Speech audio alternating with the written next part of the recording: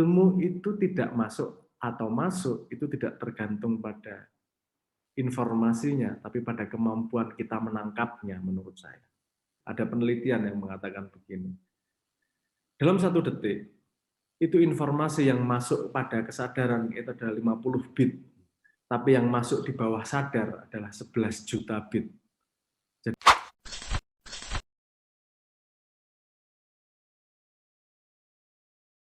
next question. Oh, yeah. Atau yang di sini mau tanya, nah, ini masih bener ngantuk kayak gitu loh, saya ning studio studio 8. Di gini, ayo maju gini, Cung, ding dong. Nah kan, ini ngomong etika dan moral, kamu tidak bermoral dan tidak beretika kalau begitu. Diberi kesempatan tidak diambil, tidak dimanfaatkan. Secara moral dan etika sudah batal itu tadi. Syukur ya, salah. Ayo mana yang mau tanya? Yuk, Cung. Sebelum saya ke yang di live chat ya. Cung, yuk. Tanya. Kalau bertanya itu jangan takut untuk menjadi salah tanya. Tidak ada pertanyaan yang salah. Yang salah adalah cara berpikirmu tentang pertanyaan. Bahwa kamu selalu menganggap bahwa pertanyaanmu salah, pertanyaanmu bodoh. Tidak ada pertanyaan bodoh. Kalau orang menjawab dengan cara yang bodoh itu banyak. Tapi bertanya itu tidak ada yang bodoh.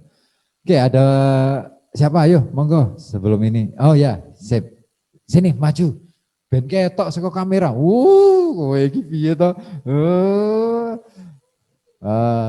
Ada cewek Mas Abrang. Ya, kamu harus tampil gitu loh. Tampil, muncul sebagai ini. Yuk.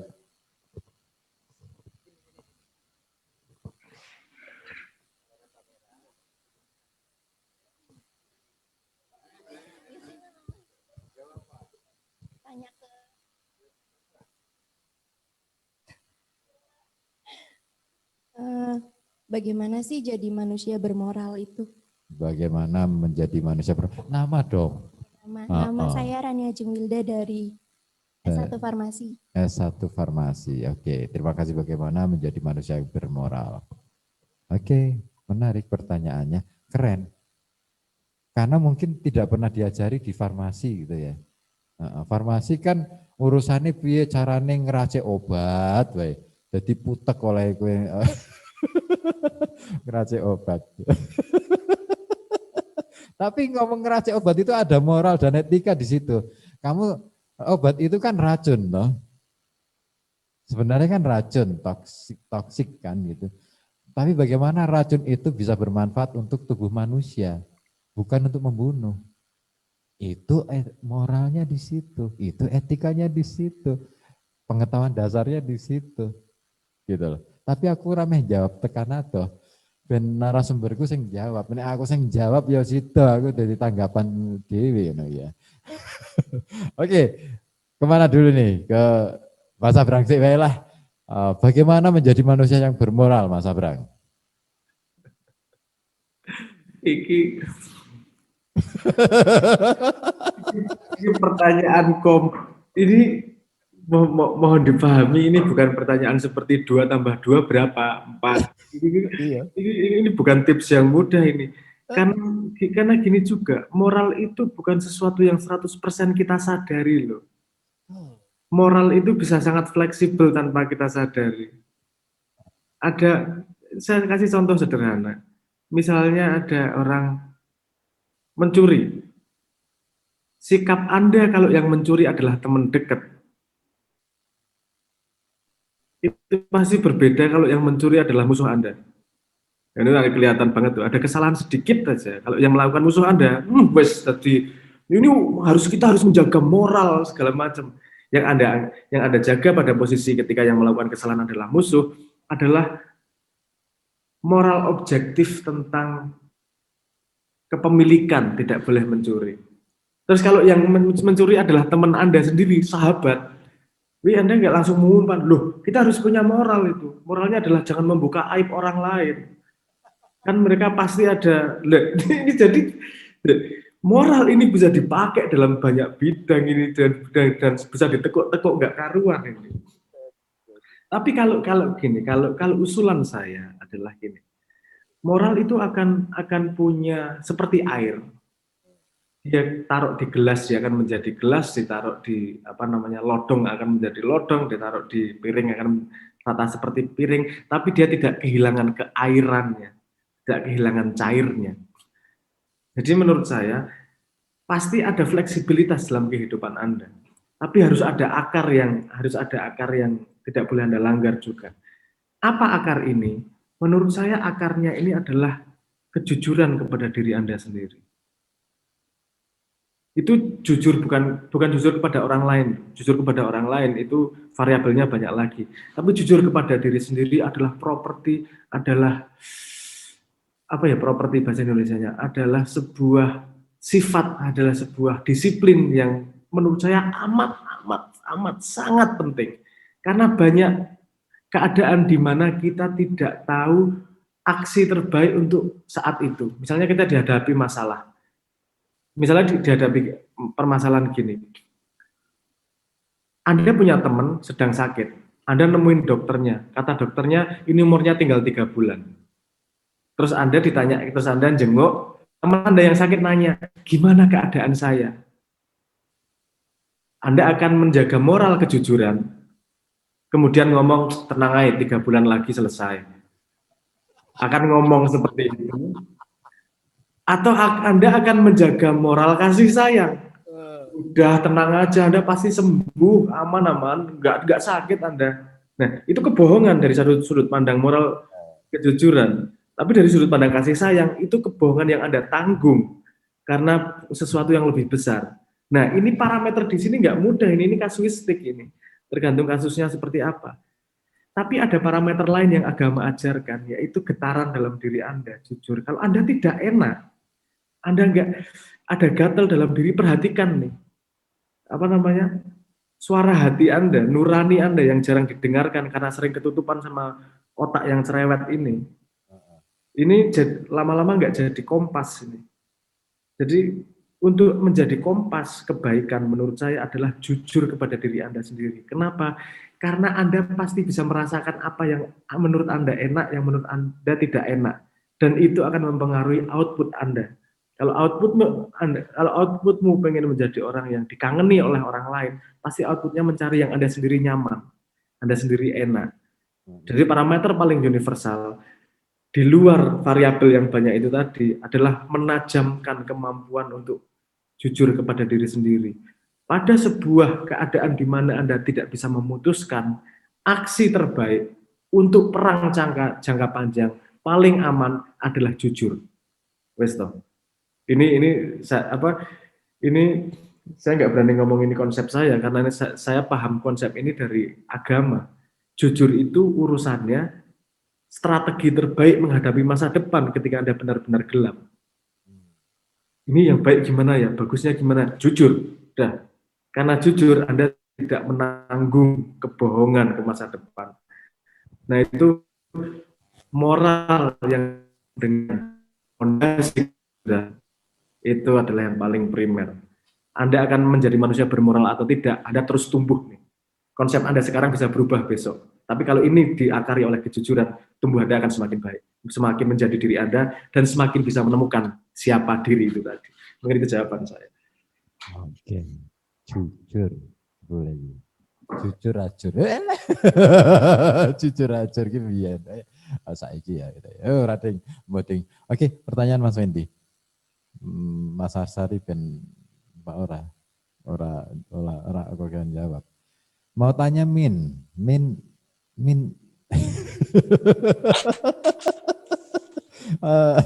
Di era sekarang orang-orang mulai banyak yang kecanduan main HP. Dan etika dan moral itu terbentuk dari budaya di masyarakat. Bagaimana kita belajar etika moral sementara budayanya sudah berbeda? Misalnya, ketika selesai acara tahlilan, terus ketemu bapak-bapak lainnya, kita sudah tidak bisa biasa basa-basi, ngobrol lagi seperti orang zaman dahulu. Bapak-bapaknya malah sibuk main HP sendiri-sendiri. Terus gimana caranya kita generasi muda berlatih etika moralnya? Wong tempat latihannya semakin jarang. Oh gitu. Nah, Mas Asari. Jadi pertanyaannya sebenarnya pertanyaan sehari-hari ya, artinya fakta realitas di lapangan bahwa benar sih, wong saiki iki senengane mainan HP. Saya juga termasuk orang yang suka mainan HP.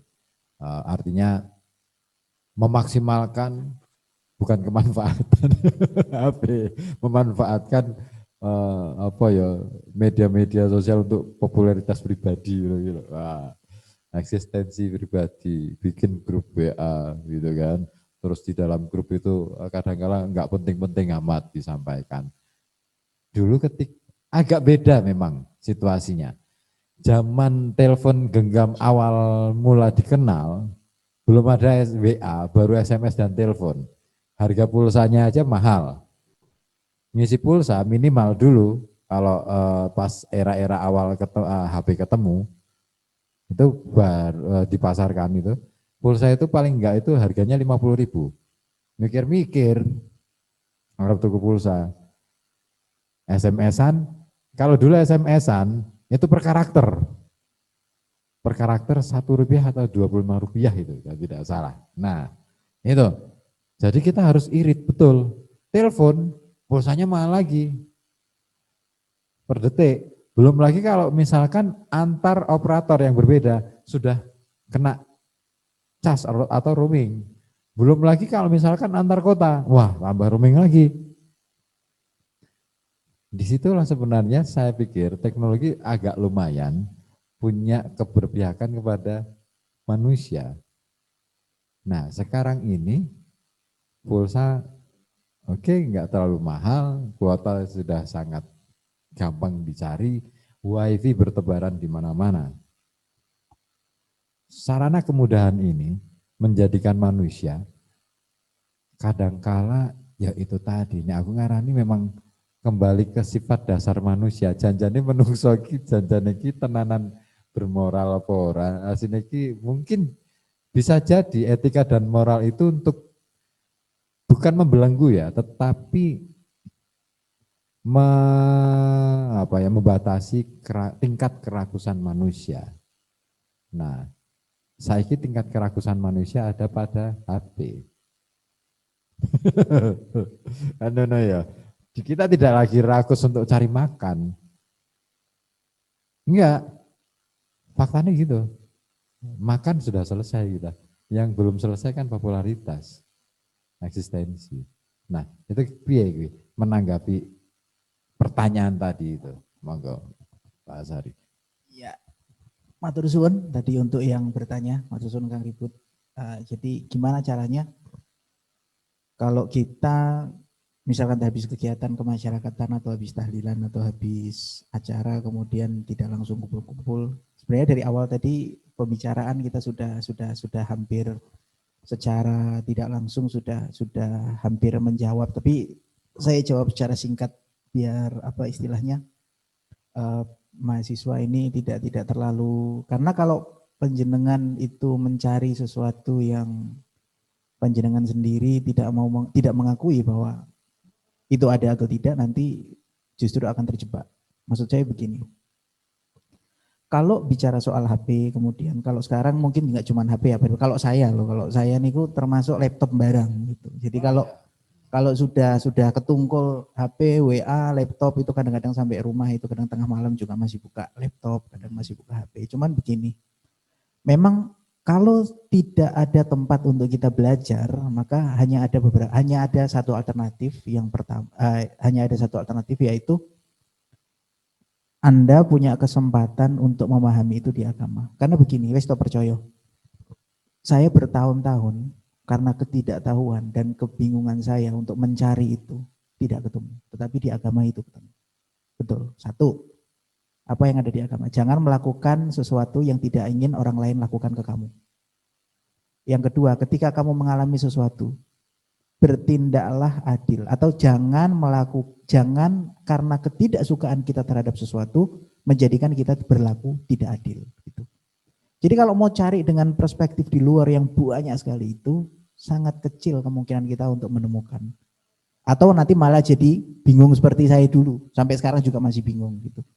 Artinya guidance-nya itu sudah ada, panduannya sudah ada. Ketika panjenengan tidak menemukan tempat untuk belajar, jenengan bisa tanya ke dalam diri jenengan sendiri.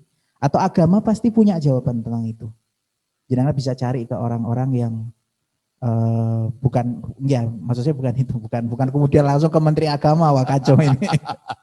Itu artinya datanglah ke tempat-tempat yang menurut panjenengan itu seperti tadi Mas Sabrang sampaikan, ada getaran di dalam. Jadi kalau Anda merasa cocok, karena nurani yang setiap hari dilatih itu dia akan tajam gitu. Jadi sesuatu yang Anda latih tiap hari, hal-hal baik yang Anda lakukan, itu insya Allah dia akan menjadi tajam dan panjenengan akan menjadi tahu. Maka satu-satunya jalan untuk saat ini ketika Anda tidak menemukan tempat untuk Anda mempelajari itu, maka minta tolong orang yang lebih tahu untuk itu kembali kepada ajaran agama panjenengan. Saya rasa begitu. Singkat saja. Terima kasih, Kang Ribut. Oke. Menarik sebenarnya. Getaran. Ini asik ini. Getaran itu nggak mungkin sekali, berkali-kali, baru akan muncul. Baru akan ada resonansi di situ. Menemukan tempat-tempat yang bisa menciptakan atau punya getaran. Itu memang tidak, sebenarnya gampang gue sebenarnya, banyak lah ya. Cuman yang susah itu adalah kemauan kita untuk melangkah itu. Iya, kita kadang-kala terlalu banyak mikir sing percuma juga gitu. Nah, oke. Mas Abraham, menemukan tempat yang punya getaran. Wah. Iki bayanganmu aja sing ora-ora lho iki, sik isuk lho iki. Wah. Iki berat iki. Waduh, 18 plus iki suwi. Aduh, parah iki. Menemukan tempat-tempat yang punya getaran. Sebenarnya itu banyak area-area ataupun spot-spot ya, kalau bahasa anak gaul ala milenial, spot-spot. Jadi gue suwi-suwi majelis taklim ini spot al-opo gitu ya. Nah, tapi beda loh pemaknanya spot dengan majelis taklim. Nah, itu menemukan tempat-tempat yang memiliki getaran-getaran atau memancarkan getaran-getaran. Bila perlu getaran itu bisa sampai pada di dalam diri manusia itu yang ikut. Itu kan sebenarnya kunci ya. Mereka adalah tempat-tempat belajar. Tadi digelisahkan bagaimana saya akan belajar sementara lingkungan ini tidak menyediakan ruang untuk orang-orang ini belajar. Tapi apakah itu? Atau jangan-jangan lupa bahwa dia bisa menciptakan ruang sendiri untuk belajar. Gitu. Monggo Mas Abrang, ditanggapi untuk pertanyaan yang tadi. Ini mungkin perspektif saya ya. Ini teman-teman mahasiswa harus selalu punya kesadaran itu, bahwa yang diomongkan oleh orang adalah perspektif orang tersebut.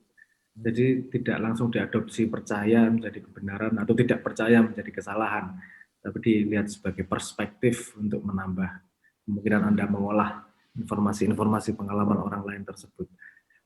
Karena orang yang pintar adalah belajar dari pengalamannya sendiri, orang yang jenius adalah belajar dari pengalaman orang lain.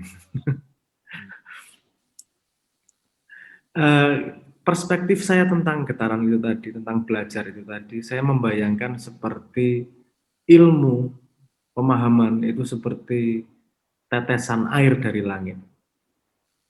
Jadi, dan kita yang menerimanya adalah seperti permukaan danau. Jadi permukaan danau itu kalau sedang bergolak, dia tidak akan merasakan hujan deras sekalipun karena dia sudah bergolak. Tapi permukaan danau yang tenang, setetes air pun sudah bisa membuat dia bergetar sedemikian rupa. Sebuah tempat majelis taklim atau ketemu sebuah guru itu membantu atmosfer agar hati kita menjadi lebih tenang seperti permukaan danau yang tenang. Tapi ketenangan yang sejati itu kalau bisa dibangun sendiri dan tidak membutuhkan trigger dari luar. Kalau hati, kalau dalam bahasa terminologi agama, Islam misalnya, kalau kita sudah mutmainah, kita sudah tenang hatinya, permukaan danaunya, setiap saat adalah ilmu, nggak harus dari orang, bahkan belajar habil kobil, tidak ada yang ngajari, tidak ada manusia lain yang ngajari untuk mengubur orang mati. Dia belajar dari seekor burung untuk mengubur. Kalau kamu sudah punya perspektif bahwa belajar harus dari orang, ilmu-ilmu yang dari alam, dari Tuhan langsung kadang-kadang nggak kelihatan. Tapi kalau hatinya tenang, bisa ngambil semua ilmu, ilmu bisa datang dari mana aja. Dari burung mengubur temannya yang mati, bisa diambil habil kobil untuk mengubur saudaranya yang sudah dia bunuh dengan penuh penyesalan tersebut. Jadi ilmu bisa diambil dari mana aja, tidak harus dari manusia lain. Ilmu itu tidak masuk atau masuk, itu tidak tergantung pada informasinya, tapi pada kemampuan kita menangkapnya menurut saya. Itu dari sudut pandang sistem agama. Kalau dari sudut pandang sistem sains, ada penelitian yang mengatakan begini. Dalam 1 detik, itu informasi yang masuk pada kesadaran itu adalah 50 bit, tapi yang masuk di bawah sadar adalah 11 juta bit. Jadi perbedaannya amat sangat jauh antara yang sadar dan tidak sadar. Jadi sebenarnya dalam perjalanan sehari-hari, kita mendapat informasi yang luar biasa banyak, tapi tidak kita sadari. Hanya ketenangan hati itu yang, ketenangan hati, itu konsepnya bisa lebar lagi, tapi intinya sebuah permukaan danau yang tenang itu yang bisa membuat semua informasi jadi naik ke dalam kesadaran. Ini nyun saya mau ngomong, saya juga pernah kuliah, walaupun nggak tinggi-tinggi amat. Saya memilih melebar, saya mengambil beberapa mata pelajaran sekaligus, ambil beberapa fakultas sekaligus. Saya tidak memilih untuk naik vertikal spesialisasi, saya milih generalisasi, mending banyak agar mengetahui banyak bidang walaupun tidak dalam. Saya memilih jalan itu dengan sadar, dengan intensi. Itu tidak mungkin bisa dilakukan kalau kita terkotak pada sebuah paradigma. Kalau hatinya kemudian tidak mau menerima dari semua sisi pandang. Dan itu menurut saya pelajaran yang lebih besar daripada ilmu-ilmu yang saya pelajari secara formal. Bahwa kemauan hati untuk tenang itu memungkinkan untuk bisa kita menerima informasi yang luar biasa banyak, jauh dari yang bisa kita ambil ketika hatinya bernafsu dan bergolak. Jadi menjawab itu tadi, gimana kalau bapak-bapak kita aja tidak mengajari? Tidak hanya bapak Anda yang bisa mengajari. Bahkan burung pun yang mengajari habil kobil. Banyak yang bisa kita ambil dari alam semesta, banyak yang kita bisa ambil dari jagat raya. Bahkan saya percaya, kalau kita bisa mengambil 100% ilmunya, hidup 1 detik itu sudah cukup untuk bisa menemukan diri sendiri dan kembali kepada Tuhan dalam keadaan fitri. 1 detik aja hidup. Masalahnya adalah kita tidak mampu menangkap semua informasi dalam 1 detik tersebut, sehingga dibutuhkan waktu yang panjang. Bahkan pelajaran yang sama bisa diulang-ulang saking bebelnya kita. Ini pelajaran yang sama nggak diambil, kasih pelajaran yang sama lagi nggak diambil, ini sesuai malaikat rodok mangkel di kampleng. Dibisiin nggak nengok, diteriakin nggak nengok, dicolek nggak nengok, dikasih kecelakaan.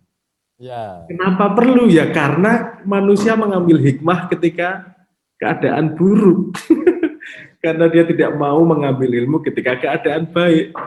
Kalau keadaan baik, lupa mencari hikmahnya. Padahal kalau kita mau mencari hikmah pada semua kejadian, ilmu yang tersedia dari Tuhan itu tidak terbatas, banyaknya luar biasa. Masalahnya bukan pada ketersediaan ilmu, masalahnya pada kemampuan menyerap ilmu. Itu jawabannya. Iya. Aku dhisik kayak tabrakan lebih sadar. Bahwa ternyata otak itu punya kemampuan yang luar biasa, berpikir cepat. Jadi ini Mas Abrang, ini rodok cerita sidik ya Mas Abrang ya, dan juga Pak Asari, juga teman-teman yang lain. Jadi ketika kecelakaan itu, saya jarak berapa meter, saya sudah punya ambil keputusan. bahwa saya harus nabrak. Kalau nggak nabrak, saya lebih celaka, pasti jatuh. Gitu. Terus tabrak iki ban burine ngono iku karena melintang dia merintang di jalan kendaraan itu saya nabrak. Ketika keputusan nabrak itu saya ambil, maka ketika mau jatuh itu melayang di udara, kan berarti pirang detik tok iku. Itu sudah terpatri dalam pikiran saya. Memori saya bekerja. Teknik jatuh yang bagus, yang baik supaya tidak luka itu apa? Aku kelingan zaman latihan pencak silat, tahu dilatih bahwa teknik jatuh yang baik dan aman tidak membuat tatu itu adalah rolling. Saya rolling. Bener, tak praktek jazz. Di atas ini, masih di udara ini. Oke, rolling. Cek, keputusan saya adalah rolling. Oke. Tapi kelingan yang dhuwur. Loh, aku ki nggawa tas. Tasku sini laptop. Iki urusan urip. Ora sida rolling. Saat itu langsung keputusan, aduh, kalau rolling bahaya. Hidup matiku di sini. Laptopku iki bahaya iki. Wes akhirnya rolling tapi miring. Karena untuk menyelamatkan ini. Benar. Teorinya benar, prakteknya benar. Saya enggak luka. Enggak ada tatu sama sekali. Makanya ketika orang-orang enggak percaya, ketika saya kecelakaan itu enggak percaya, enggak ada tatu. Tapi efeknya apa? Karena saya salah menjatuhkan keputusan untuk akhirnya jatuh miring, itu rolling miring, tulang belikat saya ini yang patah. Tapi dari proses kecelakaan itu aku belajar banyak. Oh ya, ada berkat Tuhan yang luar biasa yang dikaruniakan kepada manusia, kemampuan kecepatan otak untuk bekerja. Hitungannya detik, enggak jam, enggak menit. Begitu cepat dia menyuplai kita memori-memori itu untuk membuat keputusan dalam langkah yang cepat. Cek. Wah, itu keren. Nah, bar gue kan aku disangkal putung kayak zaman gue. Pramari, keinfeksi, sampai tulangnya kelihatan ini patahannya, bolong gitu. Terus akhirnya masuk rumah sakit, akhirnya jadi dioperasi rumah sakit pakai pen. 10 hari saya di rumah sakit. Dan kebetulan ini bukan menyinggung masalah ras ya atau sara ya. Kebetulan saya dirawat itu di rumah sakit Katolik milik Yayasan Katolik itu. Setiap hari, kan kalau di rumah sakit Katolik ini kan ada salib gitu ya. Setiap hari saya memandang salib ini. Ini menarik, ini asik banget. Sampai aku gini,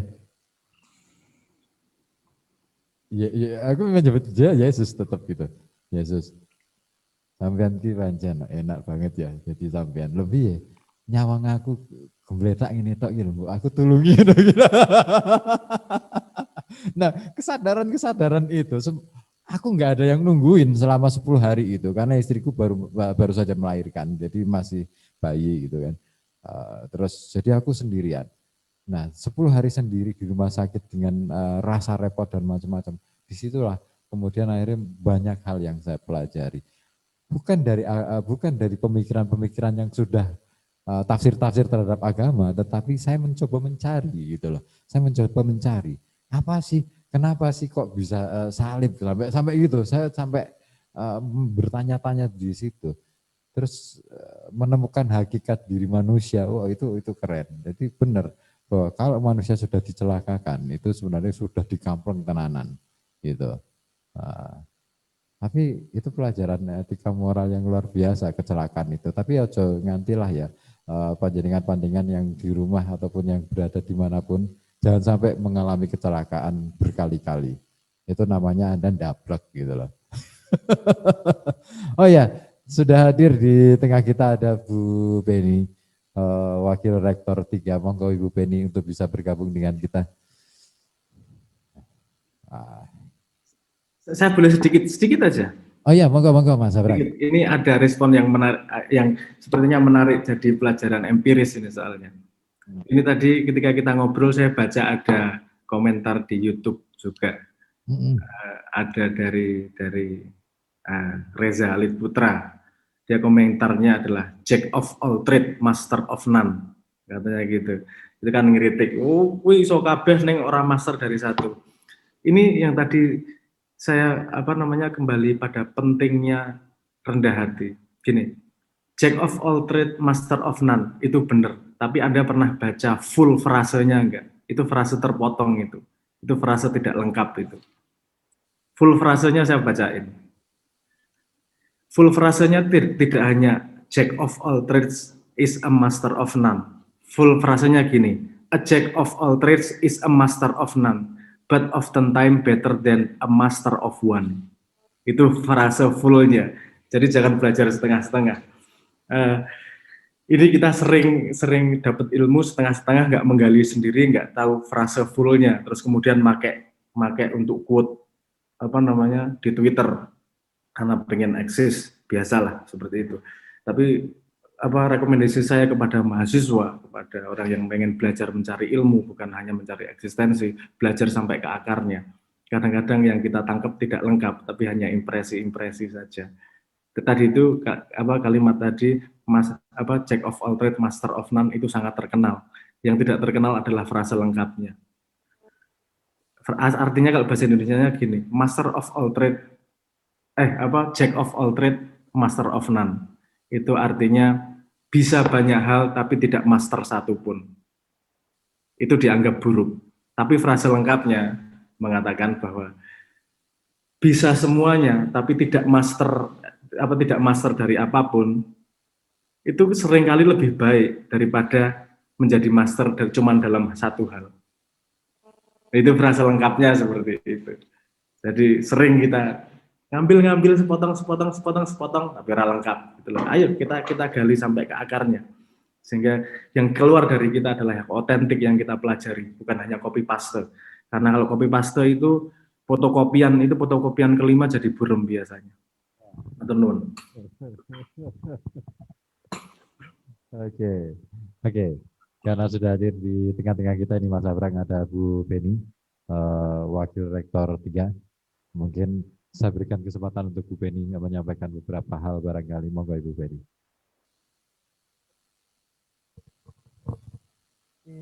Terima kasih. Assalamualaikum warahmatullahi wabarakatuh.